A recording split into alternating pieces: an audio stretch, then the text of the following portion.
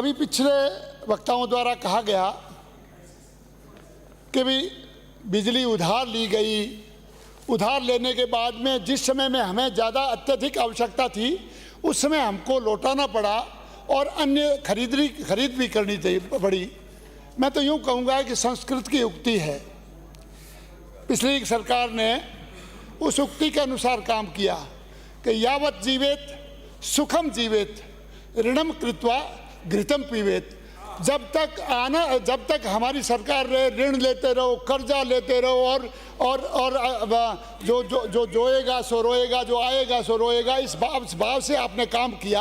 आपने transmission system को collapse करके रोक दिया। इसका एक उदाहरण आपको देता हूँ कि हमारे यहाँ पर 3 132 के थे, उसके ऊपर आर्गुमेंटेशन तक नहीं किया। और मैं माननीय ऊर्जा मंत्री जी को धन्यवाद देता हूं कि आपने सांवरी और बैंकटी वाले मेरे उस TSS पर अतिरिक्त ट्रांसफार्मर सैंक्शन किए। मैं आपसे निवेदन करता हूं उसको तुरंत सप्लाई कीजिए। और एक खेतूसर का 132 का हमारा आपका पहले के समय का ही है, उसके ऊपर भी आर्गुमेंटेशन का काम कीजिए। हमारे वहाँ पर बिजली की व्यवस्था थोड़ी सुधार हो जाएगा। दूसरे में लोहावट के अंदर वो आज़ादी क्षेत्र तो माननीय गजेंद्र सिंह जी का है, परंतु वो मेरे से इसलिए जुड़ा हुआ है कि वो लोड मेरे फलोदी के अंदर 220 के ऊपर आ रहा है। वो 220 का जो सैंक्शन किया हुआ है, ये मैं आपको बता रहा हूँ, माननीय गजेंद्र सिंह जी जब ऊर्जा मंत्री थे उस समय में उन्होंने वहाँ पर 220 का सैंक्शन किया था। आपने 5 साल में वो 220 का कमीशन तक नहीं किया, उसके अंदर एक पत्थर नहीं रखा। मैं आपसे निवेदन करता हूं कि लोहावट वाले जो 220 का जो है उसको तुरंत काम शुरू करवाएं ताकि मेरे फरोदी क्षेत्र के जो लोड है वो कम हो जाए और हमारे वहाँ के किसानों को, हमारा वहाँ पर फलोदी के अंदर जो सिंचित क्षेत्र विकसित हुआ है जिसके कारण वहाँ पर लोड बढ़ा है।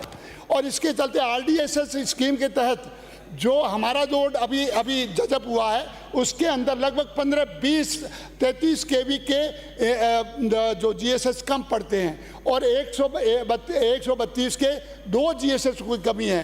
तो मेरा आपसे निवेदन है कि उनके प्रपोजल्स भी किए हैं, तो माननीय ऊर्जा मंत्री जी से जो इस पिछले दिनों वो जाकर के भी आए थे और वो परिस्थितियों को देख कर के भी आए थे।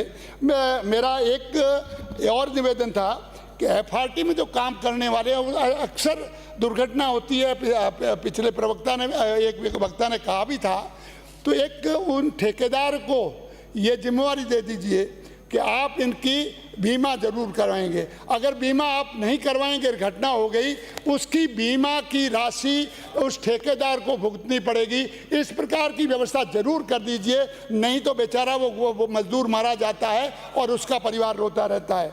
दीनदयाल ग्राम ज्योति योजना के तहत जिस प्रकार से 13 से 18 के बीच में जो काम हुआ, 18,000 गाँवों में, जब 65 साल के बाद में भी 18,000 गाँव में एक भी बल्ब नहीं था। मैं माननीय प्रधानमंत्री जी को धन्यवाद देता हूं कि 18,000 गाँव में दी, परंतु उन्हीं गाँव के अंदर जब सरकार बदली तो आपने वो कनेक्शन देने बंद कर दिए। सौभाग्य योजना के भी राशि वापस लौटा दी, क्योंकि आपको पता था कि ये क्रेडिट मिलेगा माननीय नरेंद्र मोदी जी को मिलेगा, इसलिए आपने काम नहीं किया। 500 रुपये में कनेक्शन हो रहा था, आज हर पंचायत के अंदर कम से कम 300 से 400 कनेक्शन बाकी है। मैं माननीय ऊर्जा मंत्री से निवेदन करता हूं कि आप इसको किसी भी रूप में फला साल तक 19 तक हम कर देंगे, ऐसा मत करो।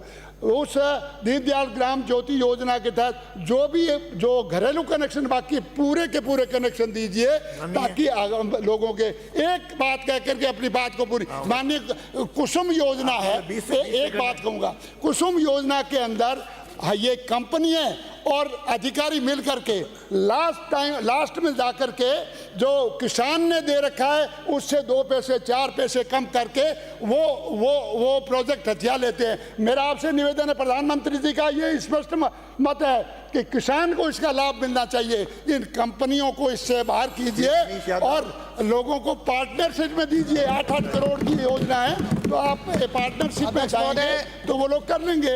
आपसे मेरा यही निवेदन। आज बिजली पर बोलने का मौका बोलते रहे आप।